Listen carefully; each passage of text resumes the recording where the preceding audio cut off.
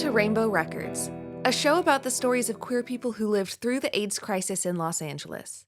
Stories of resistance, resilience, and a community that refused to be erased. I'm your host, Analisa Venolia. This episode is part 2 of an explanation of the theories that shaped Rainbow Records and made it into the oral history audio project that it is. In the first episode, we went over Foucault's theories of discourse and counter-discourse, Gramsci's theory of hegemony, and how power structures determine what is considered true and legitimate knowledge in a society.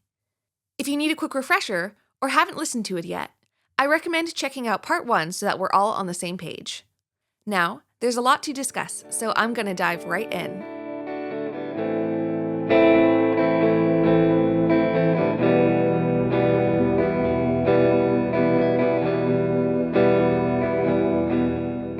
Judith Butler, a foundational queer theorist, drew from Foucault's conception of power and knowledge in their analysis of gender performance. They argue that gender, and by extension heterosexuality, is not a natural truth, but is instead something an individual performs based on a socially constructed identity. Using Foucault's understanding of the ways power structures influence the production of knowledge and truth, Butler argued that traditional gender expression and heterosexuality are presented as the natural state to society and uphold dominant patriarchal ideology. Butler also asserted that power structures encourage individuals to conform to heteronormativity by a number of methods, including the stigmatization of queer identities. They asserted that same-sex relationships and divergent gender expression, such as drag, subvert the quote-unquote truths of traditional gender expression and heteronormativity and expose them instead as social constructs. Thus, queerness itself is resistance to hegemonic structures and presents alternative social truth. Butler's use of Foucault in the development of their own theory provided a natural framework for the application of Foucault's theories to the Rainbow Records project. And, speaking of the project directly, it's time to narrow the focus of this theory explainer and get into the goals of the show. When discussing the AIDS epidemic, it is impossible to ignore the mass death that occurred and the lack of institutional acknowledgement of those deaths caused by AIDS for many years. Looking back, it may seem incomprehensible that the death of thousands of Americans did not spark action by the government to enact policy that could save lives. Butler's theory about grief and the ungrievable, and Mbembe's theory of necropolitics explain this phenomenon. This is a different theory from Butler than the one before, but still the same person. Judith Butler really is an icon like that. Now, back to the subject at hand. Butler asserted that the, quote, frames through which we apprehend, or indeed fail to apprehend, the lives of others as lost or injured, losable or injurable, are politically saturated. They are themselves operations of power. Basically, they're saying that power structures and politics influence who a society mourns when they die. Through the lens of understanding the justifications for war, Butler argued that certain people must be deemed as ungrievable, that their deaths may even be viewed as justified, in order for a government and a society to function without disruption. For, as they said, quote, ungrievable lives are those that cannot be lost and cannot be destroyed because they already inhabit a lost and destroyed zone. They are, ontologically, and from the start, already lost and destroyed, which means that when they are destroyed, nothing is destroyed. Now moving on to necropolitics. Mbembe argued with his theory of necropolitics that the ultimate expression of power by a state is the ability to determine who lives and who dies, that the sovereign state has the, quote, capacity to define who matters and who does not, who is disposable and who is not. For the sovereign state, the closer you are to the dominant class, the more your life is worth. Like Butler, Mbembe explored this theory through an examination of war and colonization, but both theories are nonetheless applicable to the AIDS epidemic. The queer community in the 1980s and 1990s, the community predominantly affected by AIDS, was considered outside the norm according to the hegemonic ideals at the time. As a result, though they inhabited the same state as other citizens of the United States, they were excluded from the citizenship that was able to fully participate in the public sphere, a callback to the previous episode, and participate in the production of the dominant knowledge at the time. Because of this, their lives can be understood as disposable and ungrievable to authorities. In both Butler's theory of grievability and Mbe's theory of necropolitics, the state enforces the ideas of the dominant class about whose life is valued and whose death matters. Through hegemony, the state manufactures mass consent for mass death, presenting the dead as disposable and ungrievable for any number of reasons. Abigail Thorne discussed 4 ways an organization could present a group as ungrievable.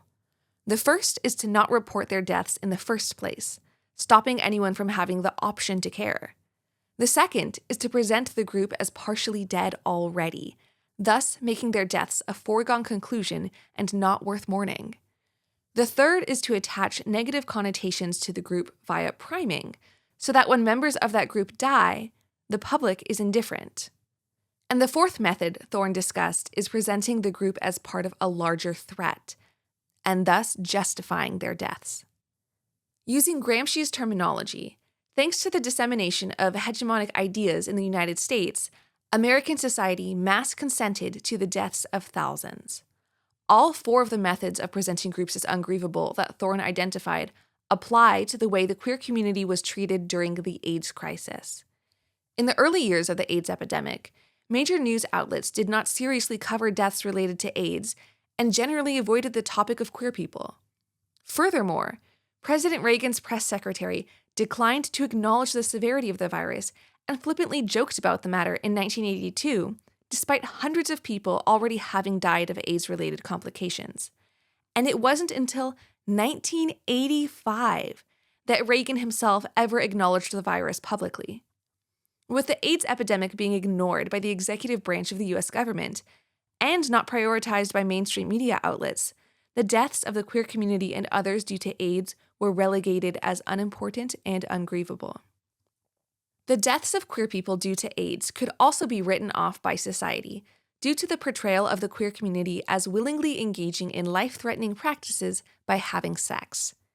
If AIDS primarily affected the gay community and was transmitted through sex, those who engaged in gay sex were courting death, and thus their deaths were inevitable. Bringing it back to Butler's definition of ungrievable, this placed the queer community in a metaphorical lost and destroyed zone. And, thanks to homophobia, which was exacerbated by the AIDS epidemic, the queer community suffered from negative priming effects that contributed to their ungrievable status. Also, due to homophobia, the queer community had historically been represented as a threat to mainstream American society's understanding of gender, sexuality, love, and marriage. While this is perhaps an abstract threat, rather than a threat in the literal sense, queer lifestyles were nonetheless presented as dangerous to heterosexual cisgender society, meeting the last of Thorne's identified methods of presenting a group as ungrievable.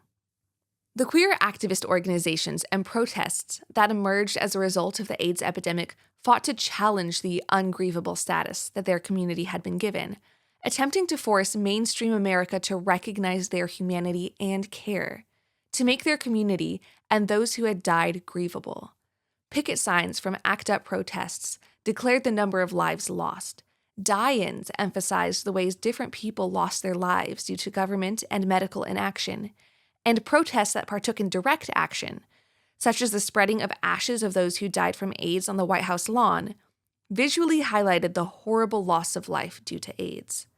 A quilt made up of squares honoring those who died from AIDS across the United States was laid out on the National Mall during the 1987 March on Washington and was toured around the country, and even internationally, for years to raise awareness and attracted millions of viewers. Connecting the discussion of resistance, Los Angeles queer history, and the AIDS epidemic throughout these interlude episodes to the research project that Rainbow Records is, we're now going to turn to the topic of media representation, queerness, and how this oral history audio project aims to counter dominant narratives surrounding the queer community of Los Angeles during the AIDS crisis. Continuing the understanding of the connections between a hegemonic power and the production of knowledge, Hall connected media's depiction of othered groups to power in his study of representation. Hall defined representation as, quote, the production of meaning through language. Rejecting the beliefs that meaning is reflective of reality, or that meaning is determined by the person crafting a message, he took a constructionist approach to understanding how language produces meaning, arguing that meaning is not inherent in words and images, but rather that we construct meaning through cultural and social practices. Hall asserted that because meaning is culturally determined, it is dependent on shared maps of meaning.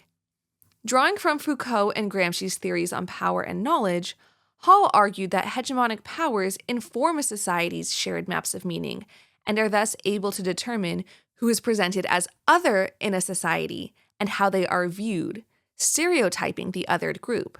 He stated, quote, symbolic power operates in representation, an attempt to naturalize the meaning so that we can't have any other way of thinking, any other access to knowledge. To remedy this, Hall echoed the arguments of Foucault with his assertion that societies must be open to new, differing representations, meanings, and knowledges. However, despite Hall's assertion that hegemonic powers inform a society's shared map of meaning, he understood that the meaning intended in a piece of media is not always the meaning received by the audience. He argued that media authors encode meanings in their representation and messages, and that audiences decode those messages in one of three readings: dominant, negotiated, or oppositional. Dominant readings accept the intended meaning of the author with no alterations. Negotiated readings partially accept the intended meaning, but alter it due to specific experiences and cultural contexts. And oppositional readings reject and contradict the intended meaning. A study was conducted on the effects of LGBTQ representations in traditional media, news, and television on queer young adults ages 18 through 22.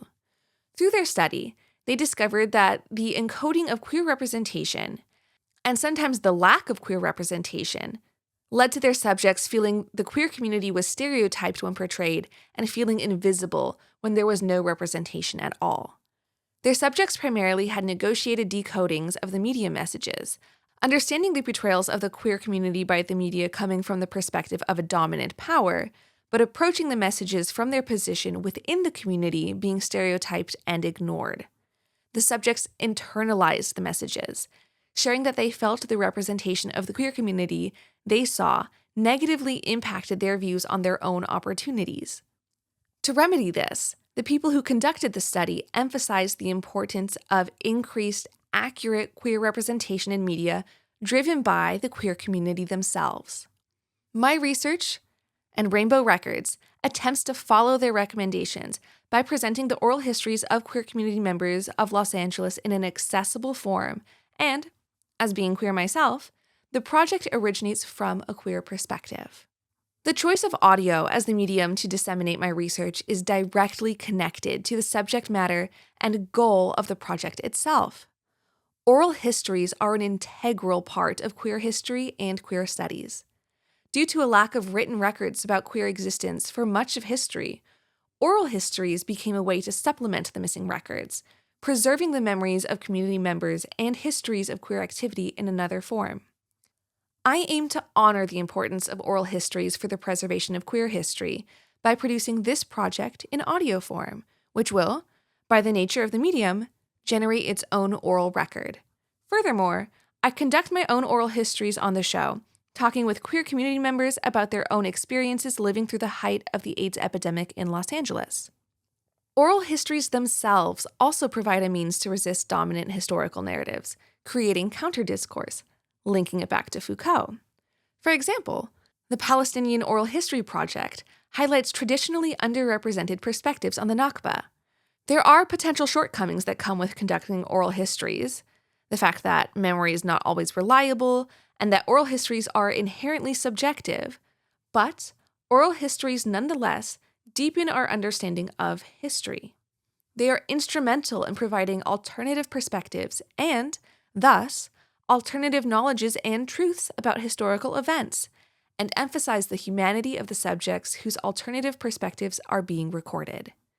The Palestinian Oral History Project has contributed to the historical understanding of the Nakba by broadening the perspectives included, and the oral histories conducted contribute to resistance to the dominant narrative surrounding the event. In this way, the Palestinian Oral History Project created a counter-discourse, and, though not about queer counter-discourses, serves as a model for how oral histories can create resistance to hegemonic power. Now, finally, it's time for the goal of the project, to wrap it all up.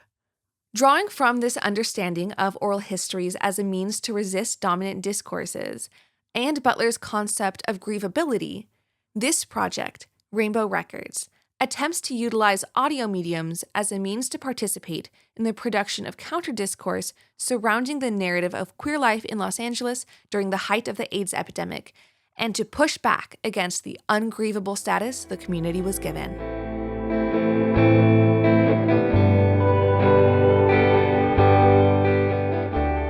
And that wraps up the overview of the theories behind Rainbow Records.